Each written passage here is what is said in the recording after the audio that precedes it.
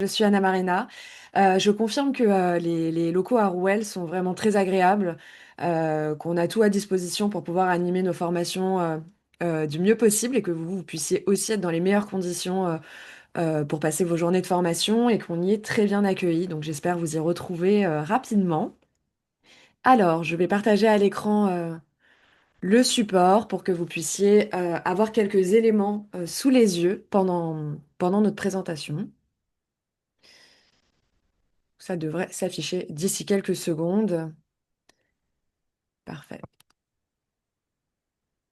On se retrouve pour environ 1 heure sur la thématique de la génération Z. Euh, je vais commencer rapidement par me présenter. Donc, je m'appelle Anna Marina Desage. J'ai un parcours qui me permet d'avoir une double lecture sur les enjeux en lien avec les nouvelles générations et notamment la génération Z. J'ai travaillé plusieurs années en tant que responsable recrutement et développement RH, ce qui m'a permis de voir comment évoluent les attentes des candidats, les pratiques des entreprises aussi. Aujourd'hui, j'accompagne les entreprises, les managers, les collaborateurs en tant que formatrice, mais aussi en tant que coach sur des sujets qui vont être en lien avec les soft skills de manière générale, mais aussi avec le management, sur également l'engagement des collaborateurs, sur le recrutement, sur tout ce qui sera prévention des risques psychosociaux, donc stress, harcèlement, violences sexistes et sexuelles. Et ce sont donc des sujets qui vont concerner toutes les générations, mais sur lesquels on aura l'occasion de le voir un petit peu par la suite de l'atelier. Les jeunes talents sont particulièrement sensibilisés et attentifs. J'interviens aussi en école de commerce et en école d'ingénierie, où je vois donc au quotidien les attentes et les questionnements des jeunes qui arrivent sur le marché du travail. On a l'occasion d'en parler longuement lors de mes interventions. Donc c'est intéressant pour moi de pouvoir voir aussi quelle image ils se font du marché du travail, alors que bon, pour certains, ils y sont pas encore, et pour d'autres, ils l'approchent déjà à travers leur stage ou leur alternance. Donc ça me permet d'avoir une vision qui est plutôt globale sur ce sujet, en croisant à la fois les défis des entreprises, mais aussi les aspirations des jeunes. Donc ce que j'ai prévu pour vous aujourd'hui, c'est qu'on puisse voir en fait déjà dans un premier temps quelles sont les idées reçues qu'on peut avoir sur la génération Z et quelle est la réalité qu'on peut avoir enfin, grâce à des études plutôt récentes. Donc je vais vous montrer pas mal de chiffres à travers cette présentation. Ensuite, on va aller voir pourquoi est-ce que la fidélité à l'entreprise, elle semble plus difficile aujourd'hui. Ce que les jeunes attendent vraiment de leur entreprise et de leur management. Donc là, le but, c'est d'aller justement plus loin que les idées reçues, mais de voir quelles sont les réelles attentes de la génération Z, notamment sur ces sujets-là. Mais on va aller voir ça de manière un peu plus globale aussi par rapport à quelles sont leurs méthodes de travail, d'apprentissage et les conditions de travail qui sont importantes pour eux aujourd'hui. Et enfin, bah, je vous donnerai quelques conseils pour recruter, mais aussi pour fidéliser cette génération. Donc, le but, c'est vraiment de rendre vos pratiques un petit peu plus claires, apprenantes, prévisibles, ce qui va profiter à toutes les générations, bien évidemment, et pas juste à la génération Z, pour transformer des attentes qui vous semblent peut-être aujourd'hui un petit peu floues en rituels qui seront donc observables et mesurables aussi. Donc bien évidemment, on prévoit un petit temps de questions-réponses à la fin de la présentation. Donc je vous invite à noter vos questions. N'hésitez pas à les contextualiser pour que quand on les reprendra à la fin, on puisse savoir exactement de quoi est-ce que vous parliez lorsque vous posiez cette question, qui sera peut-être en lien avec un passage précis de la présentation. Et évidemment, donc avec la CNFCE, on propose une formation en lien avec donc le management de cette génération. Donc n'hésitez pas à vous renseigner auprès de Myriam si jamais vous souhaitez en savoir plus. Alors, ce que je vous propose déjà, c'est que vous puissiez, dans le chat, si jamais vous y aviez bien accès, écrire un mot qui serait une association que vous faites par rapport à la génération Z au travail. Donc, il y a quelqu'un qui a écrit individualisme. OK. Impatient.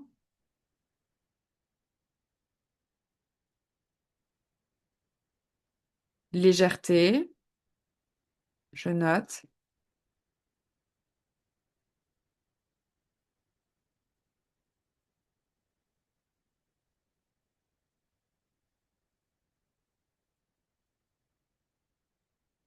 Exigeant. Mm.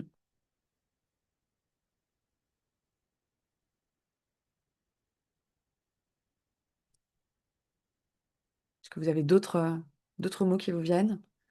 C'est déjà pas mal. Donc, ça peut faire partie, en effet, des idées reçues qu'on peut avoir sur cette génération. Donc là, le but, ça va être, à travers ce petit atelier, d'aller creuser pour aller voir est-ce que ce sont des réalités, est-ce que ce sont des idées reçues.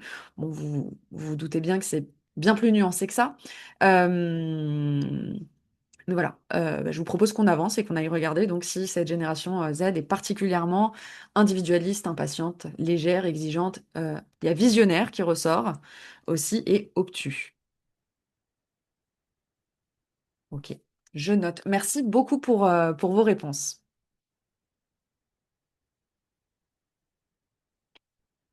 Alors, donc, on va commencer par justement quelques chiffres pour voir si cette génération est vraiment si différente des précédentes.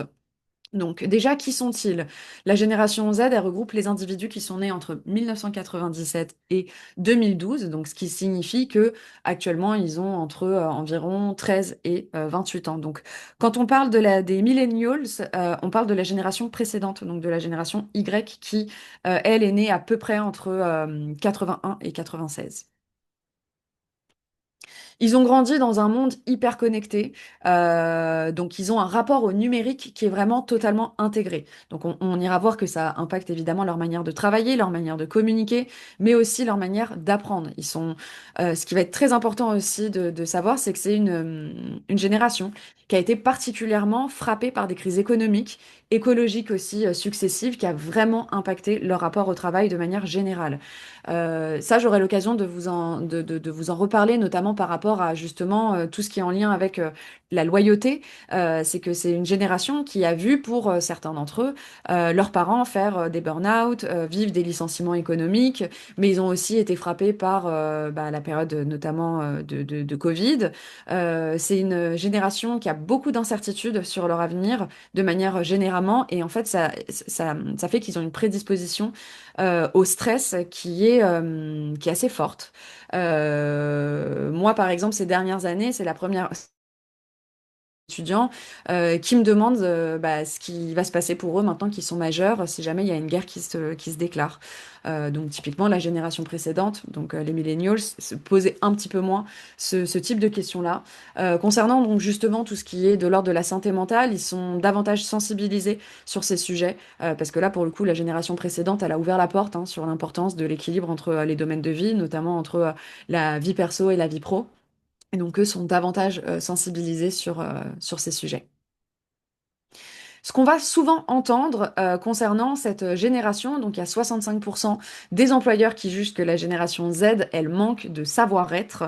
On va beaucoup entendre qu'ils sont notamment moins investis dans le travail, qu'ils sont trop exigeants et qu'ils veulent tout de suite. Et alors l'exigence, c'était un mot qui était revenu dans le chat, qu'ils n'ont pas de loyauté envers leur entreprise, qu'ils ne respectent pas la hiérarchie et qu'ils ne supportent pas la critique. Donc on va aller creuser un petit peu plus ces idées reçues grâce notamment à des études sociologiques. Donc concernant pardon, leur investissement dans le travail, donc là je vous ai mis quelques chiffres concernant ce premier préjugé. Donc 84% des jeunes déclarent avoir le goût du travail, 31% des jeunes considèrent que le travail est une source d'épanouissement et de fierté, contre 29% des plus de 30 ans. Donc en fait c'est surtout ça qu'on va aller regarder, c'est qu'on va aller regarder les chiffres concernant cette génération, mais en fait on va surtout voir que pour beaucoup de thématiques, quand on les compare avec les générations précédentes, il n'y a pas énormément de différence.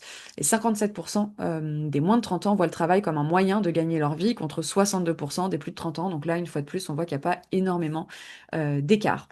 Donc, en fait, le travail, c'est quelque chose qui reste central pour eux, mais ils ont une approche qui est plus pragmatique. Donc, ils voient le travail avant tout comme un moyen de subvenir à leurs besoins et pas nécessairement comme une finalité en soi. Donc, comme je vous le disais, ces chiffres, ils montrent que le rapport au travail, il n'est pas si différent de celui des générations précédentes. Pourquoi? Parce qu'en fait, c'est juste que ces jeunes-là le verbalisent plus facilement et plus rapidement, qu'ils travaillent pour vivre et non l'inverse. Donc il y a une distinction qui est plus marquée entre travail et épanouissement personnel. Mais ce qu'on va voir, c'est qu'en fait, c'est que ça commence à être une tendance, même pour les générations précédentes. Concernant l'exigence et le fait qu'ils veuillent tout de suite, il y a en effet 58% d'entre eux qui veulent avoir des responsabilités rapidement. Donc en fait, ils ont besoin de se sentir utiles assez vite. Et c'est vrai que c'est une génération qui n'a pas envie d'attendre 5 ans pour prouver sa valeur et qui peuvent parfois sous-estimer le temps nécessaire pour acquérir une réelle expertise. Donc ils ont envie de rapidement monter en compétences. Et quand c'est pas le cas, ça peut particulièrement les frustrer. Donc là, ce qui va être important, c'est de clarifier dès le départ les différentes étapes et les critères d'évolution. En fait, plus vous serez transparent, plus ce sera parlant pour eux, plus vous allez aussi créer un lien de confiance avec cette génération.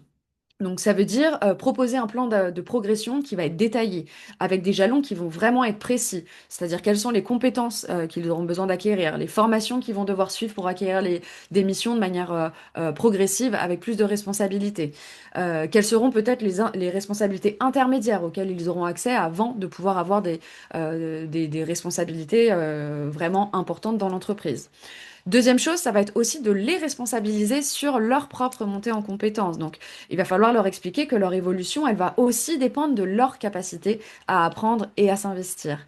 Et enfin, ce que vous allez pouvoir faire aussi, c'est faire témoigner des collaborateurs qui, eux, ont eu l'occasion d'évoluer dans votre structure, donc pour montrer que vous avez vraiment un parcours qui est très concret.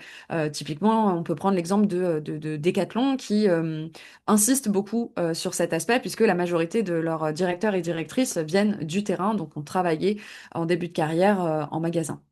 Donc là, le but, c'est de leur montrer qu'en fait, on ne devient pas expert ou manager en 2 ans, forcément. Il y a des structures où c'est le cas, mais pour beaucoup, c'est pas nécessairement le cas. Mais par contre, qu'en effet, c'est un investissement qui va payer si jamais eux, ils mettent de l'énergie et se responsabilisent sur leur propre montée en compétences. Donc là, le but, c'est absolument pas de les freiner hein, et de leur dire que ils n'auront pas accès à ces compétences, enfin à ces responsabilités rapidement, mais bien de les aider à intégrer que évoluer, ça va peut-être prendre un petit peu de temps, ça va nécessiter des efforts, mais qui va qu'ils s'investissent dans ces étapes.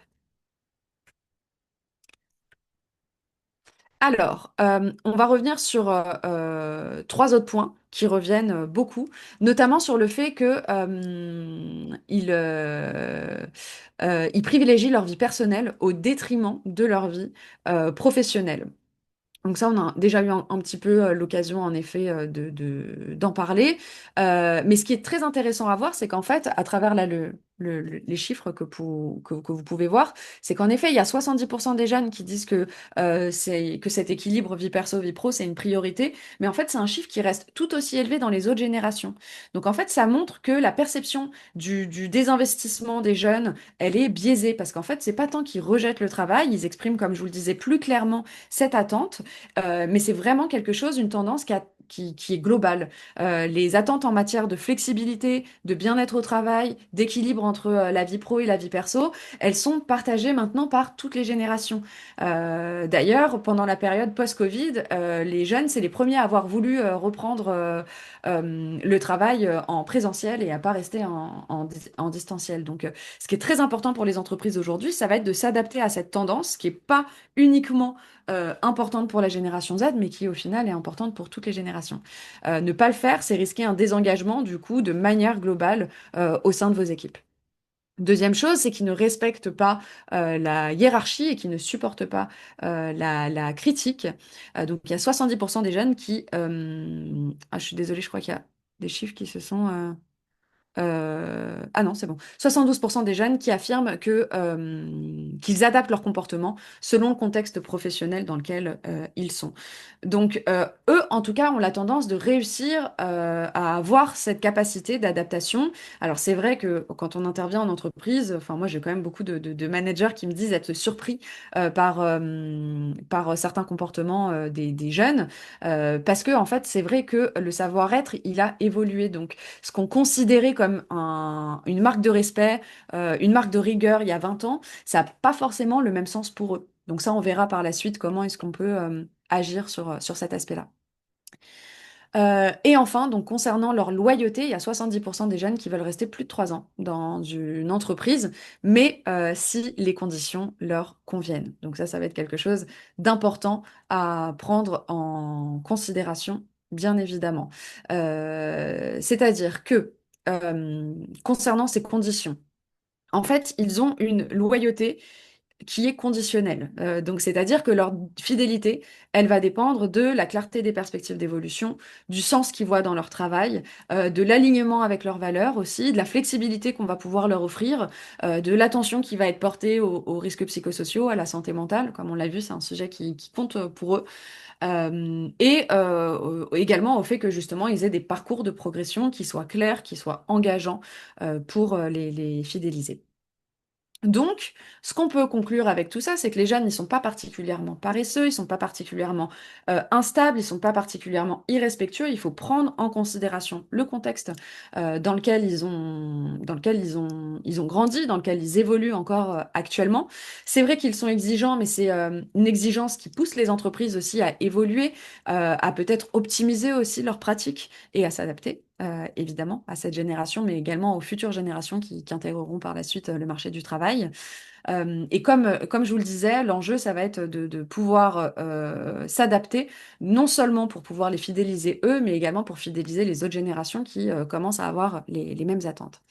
Donc pour creuser un petit peu plus concernant la loyauté, pourquoi est-ce que les générations précédentes, elles ont comment dire, cette impression concernant le manque de loyauté de cette génération? Premièrement, il y a un biais générationnel qui va être important. C'est-à-dire qu'en fait, on a tendance à faire une comparaison avec le passé. Donc les employeurs peuvent projeter leur propre début de carrière. Ils ont souvent évolué, eux, dans un marché où la fidélité et la loyauté envers son employeur, elle était valorisée, elle était récompensée, où on avait des parcours qui étaient davantage linéaires. Donc c'est-à-dire que de rester longtemps dans la même entreprise, c'était gage de monter en compétences, de possibilité de gravir les échelons. Mais aujourd'hui, c'est plus nécessairement le cas. Donc, c'est-à-dire qu'aujourd'hui, on sait qu'on est sur un marché où pour pouvoir évoluer en termes de salaire, évoluer en termes de compétences, parfois ça passe aussi par bouger d'entreprise. Et c'est parfois une nécessité. On a trois évolutions également à prendre en considération. C'est trois changements majeurs qui peuvent expliquer ce comportement-là. Premièrement, c'est qu'il y a la précarisation des premiers emplois. Donc les jeunes, ils ont moins accès à la stabilité dès leur entrée de vie active. Donc ça va passer par des CDD, des stages longs, de l'intérim parfois. Donc c'est-à-dire qu'ils doivent créer eux-mêmes cette stabilité en changeant d'employeur, justement, quand c'est nécessaire. Deuxièmement, c'est très important de le prendre en considération, l'accès à l'information a beaucoup changé et ça a vraiment tout transformé. Donc aujourd'hui, en ouvrant Internet, vous avez accès à toutes les opportunités professionnelles qui n'étaient pas nécessairement toujours visibles par le passé. Donc ne serait-ce que uniquement avec LinkedIn, mais aussi avec les autres sites, on sait en temps réel où est-ce qu'on peut trouver une entreprise qui nous offre des meilleures conditions. Troisième chose, c'est des promesses qui n'ont pas toujours été tenues par les employeurs aussi. Donc là, il y a 58% des jeunes qui quittent leur entreprise parce que les perspectives de progression, elles étaient floues ou inexistantes et que donc du coup, ils ont préféré aller voir comment ça se passait dans une autre structure. Comme je vous le disais aussi en introduction, il faut pas oublier qu'ils ont grandi en voyant des licenciements massifs, du stress au travail, des burn-out euh, chez des personnes qui pourtant étaient en CDI. Donc à leurs yeux, le CDI, ça garantit plus toujours une forme de stabilité ou une forme de sécurité, même ne serait-ce que pour leur santé mentale. Donc parfois, ils vont anticiper en étant eux-mêmes proactifs. Donc c'est pas tant qu'ils quittent leur entreprise par caprice, mais plus par logique d'adaptation. Et comme je vous le disais tout à l'heure, la loyauté, elle est devenue conditionnelle. Donc, c'est-à-dire qu'on ne peut pas exiger d'eux une loyauté pardon, aveugle. Et c'est pas qu'ils partent parce qu'ils ne veulent pas s'engager, mais parce qu'en fait, ils attendent que cet engagement soit réciproque. Donc, ça veut dire qu'ils veulent voir des résultats concrets en termes d'évolution, en termes de formation, mais aussi de reconnaissance. Alors maintenant, je vous propose qu'on s'attarde sur leurs attentes vis-à-vis de leur management et vis-à-vis de leur entreprise. Donc, on va revenir notamment sur l'idée reçue qu'ils rejettent la hiérarchie et donc qu'ils ne respectent pas l'autorité. Donc, la majorité des managers pensent être des bons managers, alors qu'on a quand même 40% des collaborateurs qui pensent que leur manager est une source de stress. Et ça, c'est toute génération confondue. Donc déjà, ça c'est important de le prendre quand même en considération parce que du coup, c'est pas qu'ils rejettent tant l'autorité. en fait, où c'est pas qu'ils ont enfin, ils ont des attentes quand même particulières par rapport à leur manager, c'est sûr. C'est pas qu'ils vont directement remettre en cause leur hiérarchie, mais par contre, ils ont besoin de comprendre pourquoi le manager, par exemple, va prendre telle décision et besoin de comprendre aussi le rôle et l'utilité de leur manager. Donc, ils ont des attentes particulières, en effet, par rapport à leur manager, notamment qu'il ait un management qui soit davantage horizontal.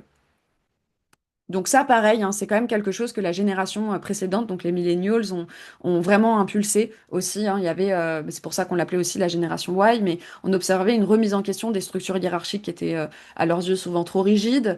Sauf que c'est juste que la génération Z, elle pousse encore plus loin cette dynamique. Elle cherche un management qui va être basé sur l'inspiration, qui va être basé sur le dialogue, la transparence, plutôt que juste une autorité qui soit descendante.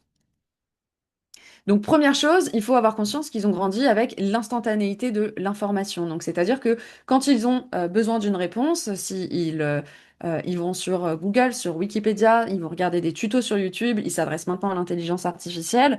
Donc, ils ont l'habitude d'avoir des réponses instantanées. Donc, ce qui peut créer en effet une forme d'impatience. Et s'ils ont un manager qui leur dit, bah écoute, je t'expliquerai ça, mais dans une semaine, pour eux, ça peut créer une forme de frustration. Donc, en effet, ils ont besoin de cette forme d'instantanéité. Deuxième chose, c'est que si jamais ils ont un manager qui communique pas, qui n'explique pas ses décisions, bah, ils risquent de perdre leur confiance. Donc c'est pas tant qu'ils contestent pour contester, mais comme je vous le disais, ils ont juste besoin de comprendre la logique des décisions, mais une fois de plus, ce qui est le cas pour beaucoup de personnes. C'est juste que parfois, eux vont peut-être davantage s'autoriser à l'exprimer. Ils ont besoin d'un management et d'ailleurs même souvent de structures qui apportent du sens et pas juste de l'autorité. Donc ils recherchent pas un chef qui va imposer ses idées, mais vraiment un manager qui va accompagner, qui soit davantage participatif. J'ai déjà eu par exemple des managers qui me disaient être surpris parce que leur nouvelle recrue, qui faisait partie donc de la génération Z, demandait à participer à des réunions stratégiques dès leur arrivée. Mais c'est parce qu'en fait, ils ont besoin de comprendre justement quelle est l'origine des décisions qui sont prises et besoin d'être impliqués. Donc justement, ils veulent être impliqués dans les décisions qui les concernent et donc ils peuvent tout à fait accepter une hiérarchie si elle est bien évidemment justifiée. Concernant maintenant la culture d'entreprise et l'éthique, donc on a 74% des jeunes qui placent le salaire comme critère numéro un de choix d'emploi. Donc je sais qu'il y a certaines personnes qui pensent que ce qu'il y a de plus important concernant les jeunes, ça va être les aspects RSE ou autres. Donc on le verra juste après. Oui, c'est quelque chose qui est important pour pas mal d'entre eux, mais il faut pas oublier que le critère numéro un, ça reste le salaire particulièrement dans une période où on vit une économie comme celle qu'on vit actuellement. Donc c'est quand même un sujet qui les inquiète grandement. En plus de ça, ils peuvent être pour certains biaisés parce que, alors évidemment, c'est pas le cas pour toutes les écoles, mais parfois il peut y avoir des écoles qui vendent des salaires d'entrée qui sont un peu déconnectés de la réalité. Donc ce qui fait qu'ils tombent parfois un petit peu de haut quand ils entament leur recherche enfin, à la fin de leurs études parce qu'ils aspirent des fois à des salaires qui sont pas forcément les salaires que vous pouvez proposer en début de carrière. Donc voilà, ça faut quand même le garder en tête, hein. Ils placent le salaire comme critère numéro un. 67% affirment qu'ils pourraient refuser un emploi si l'entreprise elle a pas de politique RSE. Donc en effet, et eux ils vont être plus attentifs à tout ce qui sera greenwashing, social washing ou autre. Donc ils peuvent faire attention à tout ce qui sera en lien avec la diversité, le harcèlement, les violences sexistes et sexuelles. Voilà, si par exemple c'est une entreprise qui a tendance à recruter que des clones, eux risquent de davantage y faire attention. Évidemment, c'est pas du tout le cas pour toute la génération. Faut vraiment aussi prendre en considération qu'il va y avoir des différences en termes de quel type de profil est-ce que vous recrutez. Quand je parle de type de profil, je parle surtout en termes de métier, donc quel type d'études ils ont fait, notamment. Ça va aussi évidemment beaucoup les impacter. Et je sais que des fois, là, je peux avoir des fois des managers qui sont un peu frustrés parce que ils me disent que c'est ce que leurs jeunes mettent en avant comme argument. Et dès qu'on leur propose par exemple, dans le conseil, des missions qui sont un petit peu plus justement d'utilité publique, d'utilité sociale, bah en fait, finalement, ils sont pas si emballés et ils préfèrent travailler pour une mission qui va être dans le luxe ou autre. Donc je sais qu'il y a des fois des managers qui sont un peu perturbés entre oui, alors c'est ce qu'ils affirment, mais c'est pas forcément toujours ce qu'ils sont réellement prêts à mettre en place dans leur quotidien. Voilà, en tout cas, eux affirment qu'ils pourraient refuser un emploi si jamais il n'y a pas de politique RSE. La diversité et l'égalité homme-femme est prioritaire pour 68% d'entre eux également. Donc, c'est des choses, évidemment, bon, là, je vous apprends rien, mais qui sont importantes à prendre en considération aussi dans la création de votre marque employeur et de vos politiques RSE. Leur rapport maintenant aux méthodes de travail, à l'apprentissage et aux conditions de travail. La flexibilité, c'est indispensable pour eux parce que ça fait directement le lien avec la confiance que vous leur donnez. Ils ont besoin vraiment de sentir qu'ils sont autonomes. Une fois de plus, ça, c'est quelque chose qui devient de plus en plus important pour la majorité des collaborateurs. Donc, autres générations comprises. Malgré tout, ils ont besoin d'un espace physique, hein. Comme je vous le disais, c'était les premiers à vouloir revenir en présentiel après le Covid. Donc, ils restent agiles, ils sont capables, hein, pour la majorité de faire beaucoup de distanciel si besoin. Maintenant, moi, ce que je vous recommande, mais ce n'est qu'une recommandation, c'est de vraiment grandement favoriser le présentiel pendant la période d'intégration.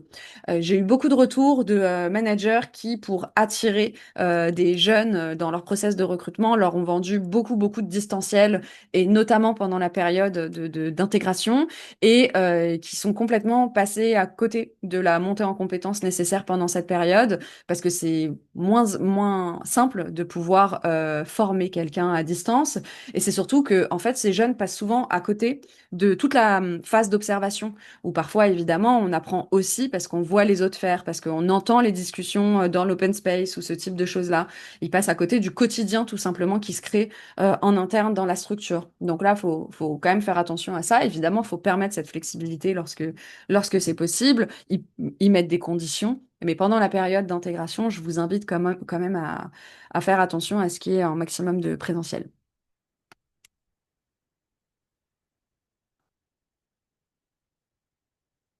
Alors, on va parler maintenant donc du rôle de la formation et des parcours évolutifs. Donc, il y a 78% des jeunes qui attendent des formations continues en entreprise. C'est quelque chose qui est important pour eux. Ils veulent pas s'arrêter en termes d'apprentissage aux formations scolaires qu'ils ont pu avoir. Et 60% estiment que la formation classique répond pas toujours à leurs besoins d'apprentissage. Donc, ils vont vraiment être, enfin, ce qui va être très important pour eux, c'est d'avoir des formations qui sont interactives, qui sont courtes, plutôt que des longues sessions magistrales. Mais ça, bon, en tant que formatrice, je peux vous confirmer que c'est le cas pour à peu près toutes les générations. Vraiment, il y a deux défis qui sont spécifiques. C'est l'attention qui a été fragmentée. Donc, on a besoin d'un apprentissage qui est plus rapide. Mais ça, comme je vous le disais, je le vois aussi auprès des autres générations. Sauf que eux, c'est vrai qu'ils ont vraiment grandi avec des contenus qu'ils consomment qui sont de plus en plus courts. Donc, ils vont avoir tendance, pour certains, par exemple, à avoir pu consommer des films, puis ensuite des séries qui étaient plus courtes, et puis ensuite des vidéos sur YouTube qui étaient encore plus courtes. Et aujourd'hui, on sait que les formats qui marchent, ça va être les formats, en effet, vidéo, mais qui durent 1 minute. Sur les réseaux sociaux. Donc vraiment, ça a aussi malheureusement impacté la capacité d'attention. Donc ça, faut le prendre en considération. Donc c'est pour ça qu'on a tendance maintenant à privilégier des formations qui soient le plus interactives possible. C'est pour ça que j'aurais aimé vous avoir en présentiel aujourd'hui et qu'on puisse avoir des échanges qui soient facilités. Mais bon, on fait en fonction des conditions du jour. On aura l'occasion de faire des choses un peu plus interactives par la suite. Donc, comme je vous le disais, il faut faire attention aux limites du distanciel et la nécessité d'apprendre par l'observation. Donc, attention à ça par rapport au télétravail, notamment sur des périodes de montée en compétences. Il y a eu beaucoup de ratés en termes d'intégration professionnelle, faute d'être sur site. Point qui semble être important de prendre en considération aujourd'hui, c'est l'impact de l'intelligence artificielle et des outils numériques. Donc, il y a 85% des jeunes qui estiment que l'intelligence artificielle va transformer leur travail. Donc, pour certains, ça les fascine, pour d'autres, ça les inquiète. Ils ont tendance à privilégier des environnements de travail qui sont équipés de solutions digitales performantes, et ils vont rejeter en effet les environnements qui sont peut-être trop bureaucratiques, avec des longs processus, qui selon eux va vraiment ralentir l'efficacité. Donc vous vous en doutez, pareil, hein, pour des générations peut-être précédentes, c'est devenu aussi un réflexe, mais alors pour eux, ça allait réellement le réflexe de passer par l'intelligence artificielle pour poser des questions, pour avoir des réponses, pour même faire des brainstorming. Lorsqu'ils n'ont pas quelqu'un sous la main, ils vont avoir tendance à poser la question à l'intelligence artificielle. Donc ça, c'est important de le prendre en considération. Donc pour eux, ça leur semble être une approche qui est plus efficace, mais c'est vrai que ça peut être moins approfondi. Ils savent optimiser leur travail, donc en fait, ils peuvent gagner du temps grâce à l'intelligence artificielle parce que ils vont leur demander, par exemple, des automatisations ou ce type de choses-là. Ils vont avoir une capacité aussi à jongler avec plusieurs sources d'informations simultanément. Donc, c'est ce qu'on observe en comparaison avec, alors moins la génération Y, mais peut-être plus la génération X. C'est que les baby boomers et la génération X ont tendance à retenir, à avoir retenu en fait plus d'informations, mais les générations Y et Z, eux, ont une meilleure capacité à aller chercher l'information si besoin. Parce qu'en fait, ils ont tellement accès à l'information que ils n'ont pas forcément besoin de tout retenir, mais par contre, il faut qu'ils aient cette capacité à très vite aller chercher où est l'information. Par contre, attention, ils peuvent manquer de recul et d'esprit critique face aux informations qui sont générées.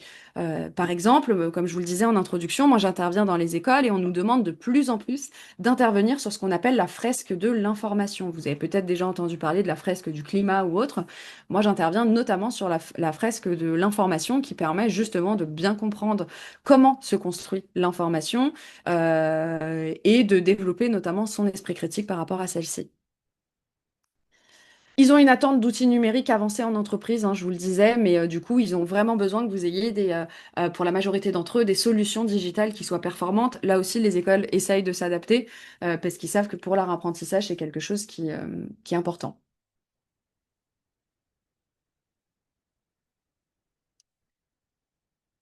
Alors, pourquoi est-ce que c'est très important de prendre en considération ces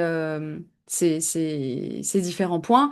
Parce que bah, les générations Y et Z, elles vont composer 70% de la population active mondiale en 2030. Et que comme on a pu le voir, bah, c'est des attentes qui ne les concernent pas que eux, mais qui ont tendance à se généraliser.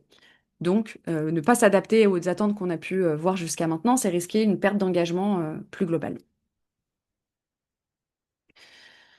Donc notamment la flexibilité pour le meilleur équilibre entre la vie personnelle et la vie professionnelle, de pouvoir apprendre et développer de nouvelles compétences et d'être intégré aux décisions et pouvoir être force de proposition. Donc même quand vous êtes dans des phases où les recrutements sont peut-être plus faibles, c'est important d'adapter vos pratiques de manière générale pour fidéliser les talents actuels, préparer aussi la reprise, hein, forcément, et donc du coup votre attractivité, maintenir un haut niveau d'engagement pour booster votre productivité et aligner la culture de votre entreprise avec les attentes futures, puisque tout ce qu'on voit là pour les générations suivantes, généralement, bah, ça va être que des tendances qui vont encore avoir tendance à se renforcer. Je vous propose qu'on passe à la dernière partie avant de passer aux questions-réponses si jamais vous en avez. C'est les différents conseils pour recruter et fidéliser cette génération. Donc première chose, ça va être avant qu'ils puissent intégrer votre structure, hein, donc pour toute la phase de recrutement, de rendre vos offres attractives dès la publication. D'avoir une proposition de valeur visible vraiment dans chaque offre. Donc, d'avoir une explication très concrète de la mission, des perspectives d'évolution, du cadre de travail, de donner une fourchette de rémunération qui soit claire si c'est quelque chose qui est possible. En tout cas, de mettre le maximum d'éléments possibles dans vos offres qui permettent du coup, aux différents talents de pouvoir se projeter dans des conditions de travail qui peuvent leur plaire, dans des missions de travail qui peuvent leur plaire et des évolutions aussi qui leur donnent envie. Deuxième chose, c'est d'avoir un processus de recrutement qui soit très transparent. Dès le départ, ils doivent savoir qu'est-ce qui les attend, quelles sont les différentes étapes, qui ils vont rencontrer, combien d'entretiens ils vont avoir, quel est le délai du processus. Ils vont être beaucoup plus exigeants par rapport à ça et ils sont capables de quitter le processus de recrutement parce que justement, ils ont la sensation d'avoir été un petit peu menés comme des marionnettes dans un processus sur lequel, bah, en fait, ils n'avaient aucune information. Donc tous ces critères-là, dans l'idéal, il faut qu'ils les aient dès le premier contact, voire même dans l'annonce. Évidemment, faites des retours systématiques à tous les candidats, que vous les ayez rencontrés ou pas. Et si vous les avez rencontrés, je vous invite vraiment à ne pas vous contenter d'un retour par mail, mais de bien passer un coup de fil aux candidats que vous avez rencontrés pour leur faire un retour négatif ou positif, bien sûr. Et pour ceux à qui vous faites un retour négatif, de leur demander s'ils souhaitent avoir un feedback et si oui, de leur donner des éléments autant que ce que vous pouvez, bien évidemment, concernant les raisons du refus. Faites bien attention à la manière dont vous encadrez vos alternants et vos stagiaires. Il faut qu'ils aient un tuteur qui soit réellement identifié, des objectifs qui soient très clairs, des objectifs à 30 jours, à 60 jours, à 90 jours, et des entretiens hebdomadaires, si possible, de minimum 30 minutes, avec des retours vraiment formalisés. Dans l'idéal, vous faites un petit mail par la suite, ou alors vous leur proposez en autonomie de eux vous envoyer un mail par la suite avec justement ce qu'ils retiennent du point que vous avez pu faire, des feedbacks que vous avez pu leur faire. Donc là, pour les managers, même pour ceux qui encadrent des stagiaires et des alternants, c'est très important d'être formé au feedback pour s'assurer de ne pas faire de maladresse dans votre communication. Très important. Alors, deuxième point, qui va être donc du coup le cadre de progression que vous allez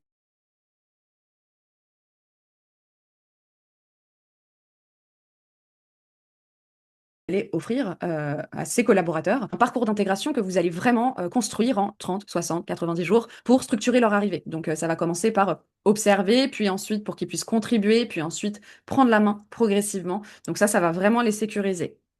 Les entretiens individuels réguliers, donc hebdomadaires si possible, aborder quelles sont les priorités de la semaine, les points de blocage, quel apprentissage ils ont pu mettre en application, quelles sont les prochaines étapes pour la semaine à venir, si possible, comme je vous le disais pour les stagiaires et les alternants, soit vous laissez une trace écrite, soit vous leur demandez de le faire pour pouvoir voir ce qu'ils en retiennent, et toujours cette notion de feedback qui va être très importante.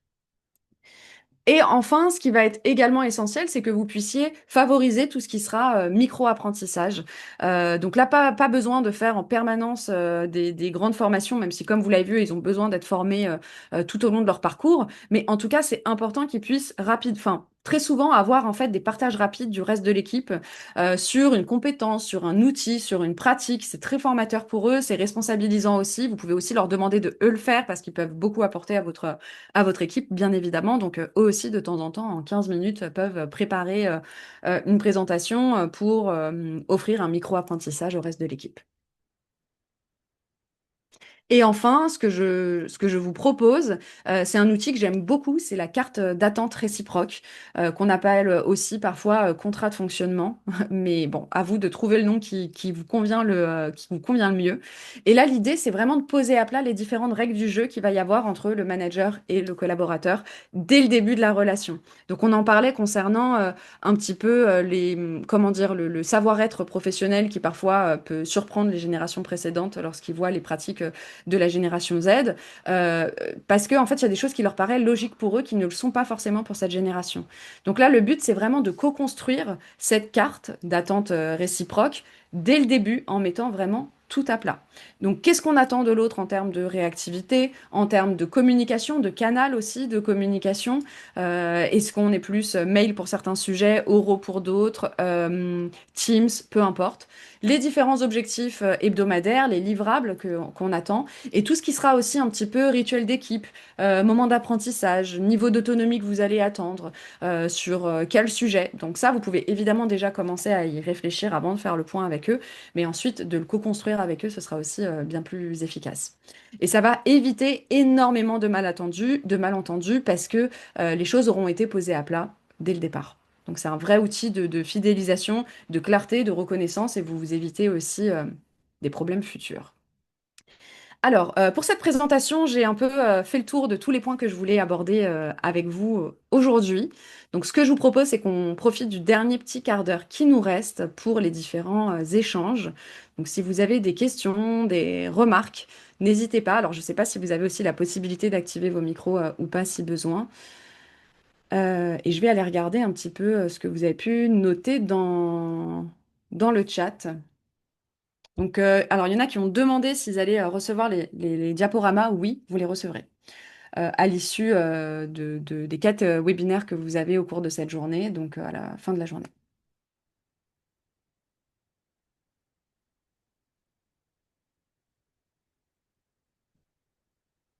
Est-ce que certains souhaitent partager peut-être enfin faire un retour d'expérience qu'ils ont pu avoir avec des jeunes qu'ils ont recrutés récemment?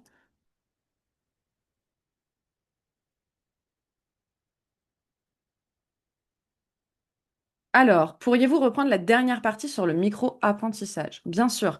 Alors, concernant le micro-apprentissage, là, le but est vraiment de faire en sorte que ça soit dans les deux sens. Donc, c'est-à-dire que on puisse fréquemment apporter des micro-apprentissages aux jeunes sur justement peut-être quelque chose de technique, un outil ou autre. Donc, ça peut être par exemple de faire, en fait, ça va bénéficier à toute l'équipe, hein, mais ça peut être des points d'équipe où chaque semaine, chaque personne apporte un micro-apprentissage au reste de l'équipe en 15 minutes. Et donc, évidemment, parfois, ce sera au tour du jeune également d'apporter ce micro-apprentissage-là. Donc déjà, il va avoir une sensation d'équité par rapport au reste de l'équipe. Il va continuer, lui, d'apprendre et il va pouvoir voir qu'il a aussi des choses à apprendre au reste de l'équipe.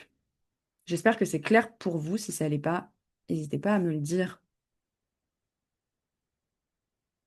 Alors, merci à vous pour ceux qui disent merci. J'espère que ça vous aura apporté des apprentissages. Évidemment, dans la formation, on va plus loin euh, sur chacun de ces sujets, mais aussi sur d'autres sujets, hein.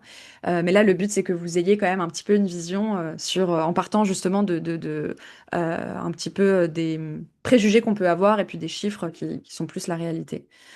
Parfois, ils prennent des initiatives en prenant des risques et sans se rendre compte des conséquences. Comment leur expliquer sans les frustrer et générer une bouderie? Très bonne question.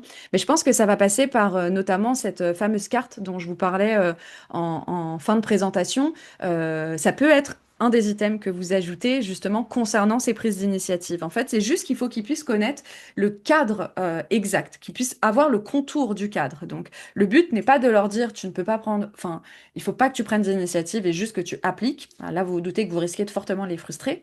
Mais par contre, il faut juste qu'ils puissent savoir dans quelle mesure ils peuvent prendre ces initiatives, qu'est-ce qui va concerner les choses sur lesquelles ils peuvent prendre des initiatives et par contre, dans quel domaine est-ce qu'ils pourront pas en prendre ou en tout cas pas pour le moment. Et donc ça, faut le définir, si possible, dès le départ. Il faut qu'ils puissent savoir ce sur quoi, quels sont les non discutables et les non négociables. Donc là où vous allez avoir un style de management peut-être plus directif parce que vous allez leur demander d'appliquer certaines choses. Et ce sur quoi, bah, au contraire, vous attendez d'eux qu'ils puissent proposer des choses et au contraire, ce sera même bienvenu. Merci pour votre question.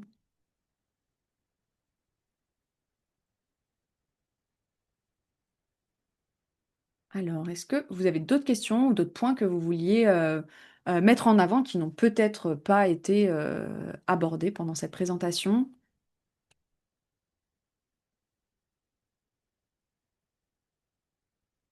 Je vois d'ailleurs que pour les mots qui étaient revenus au début concernant cette génération, il y a le manque de concentration. Donc en effet, là, je vous ai expliqué comment est-ce que la consommation de contenu de manière générale, elle impacte la concentration.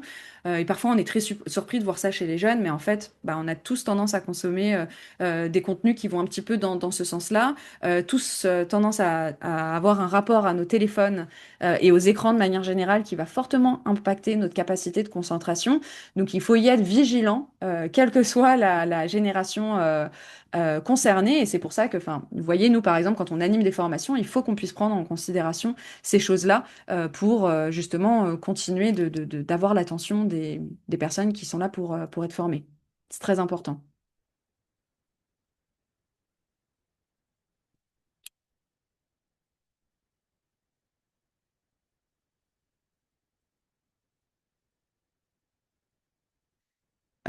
Nous sommes une entreprise de plus de 25 ans, autant dire que nous sommes des vieux, et il est vrai que nous sommes parfois décontenancés de l'attitude de cette nouvelle génération où ils veulent tout de suite. Ce qui nous a frappé est le refus total de travailler tout le temps comme leurs parents. Merci à vous car je comprends mieux leurs attentes et surtout comment interagir ensemble. Je ne vous cache pas que cela va nous coûter puisque changement d'attitude à avoir. Encore merci à vous. Eh ben, avec grand plaisir. Je peux vraiment comprendre que ça puisse vous coûter parce que évidemment tout type de changement demande de l'effort. Mais en tout cas, je pense que c'est une très bonne initiative de votre part que d'y être vigilant en prenant en considération leurs attentes et je suis persuadée que ce sera bénéfique pour eux et également pour les personnes qui sont en poste depuis peut-être 25 ans. Lors de propositions de formation, les jeunes ont tendance à être intéressés, mais lors des inscriptions, il n'y a plus personne. Alors là, ça va être intéressant de discuter avec eux pour comprendre les raisons. Est-ce que c'est parce qu'ils ne sont plus intéressés ou est-ce que c'est parce que ça leur demande une action administrative qu'ils n'ont pas envie de faire ou à laquelle ils ne pensent pas? Est-ce que c'est... Enfin voilà, là, la cause, je pourrais pas vous l'expliquer précisément. C'est très important d'avoir une communication régulière. Donc, c'est-à-dire que c'est très bien qu'ils montrent leur intérêt lors du coup, de la proposition de ces formations, mais c'est important de rester en communication avec eux lors des inscriptions. De peut-être justement leur rappeler qu'ils ont montré un intérêt pour cette formation, de leur réexpliquer les raisons qu'ils avaient évoquées concernant cet intérêt, de leur expliquer également que les inscriptions, elles se font en fait à un moment précis et que potentiellement, ils pourront pas faire cette formation avant peut-être un an si jamais ils ne saisissent pas cette opportunité lors des inscriptions. Donc voilà, à vous de voir si vous avez la sensation que c'est quelque chose qui a tendance à être global concernant tout ce qui serait administratif au sens large ou si c'est vraiment en lien avec les inscriptions, en lien avec la formation. J'espère que ça répond à votre question. Merci beaucoup, Peggy. Notre difficulté à nous n'est pas le temps, n'est pas tant l'émission proposée, mais plutôt le côté petite ville et le manque d'attractivité que peut proposer les grandes villes. Du coup, au bout d'un an, avoir 2 ans, nous devons parfois recruter à nouveau. Ouais. Alors ça, en effet, ça peut être quelque chose qui est frustrant. Je ne sais pas si c'est une problématique que vous avez vraiment juste en lien avec cette génération ou pas. Mais là, malheureusement, en fait, concernant du coup la ville dans laquelle vous exercez, vous allez pas pouvoir faire grand-chose. Donc, ce qui est important, c'est de bien avoir différents avantages dans votre structure. Donc, si déjà l'émission les intéresse, évidemment, c'est super. Mais ça peut être là peut-être en termes de propositions, d'évolution, en termes de propositions, de formation, pour que justement ils puissent voir que chez vous, il y aura quand même peut-être une réelle opportunité à ce niveau-là qu'ils vont peut-être pas retrouver ailleurs, peut-être qu'ils vont évoluer plus rapidement chez vous, avoir accès à certains avantages de par leur année d'expérience chez vous. Donc il faut peut-être insister sur ces points-là. Euh, et bien garder en tête que là, évidemment, on est obligé, j'aurais dû vous le dire peut-être en introduction, mais de faire des généralités, vous vous en doutez, mais que vous restez face à des individus, évidemment. Donc, chaque individu a ses propres envies, ses propres valeurs, qui vont être influencées peut-être par la génération dans laquelle il évolue. Mais, malgré tout, ça reste des individus. Donc, il reste des individus de ces générations, Z et ensuite des générations futures, qui vont avoir envie peut-être de vivre dans une petite ville plus que dans une grande ville. Je vous en prie.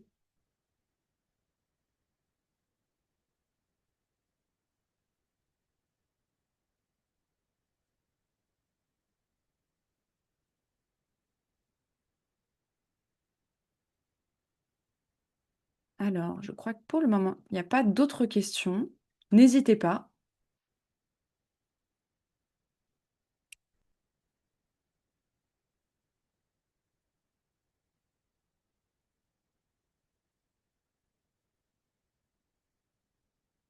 Bon, je crois que tout le monde a pu s'exprimer. Merci beaucoup, en tout cas. J'espère qu'on aura l'occasion de pouvoir échanger de vive voix sur ce sujet ou autre. C'était vraiment un plaisir de pouvoir animer ce webinaire pour le CNFCE. Donc, merci encore à eux également pour leur confiance.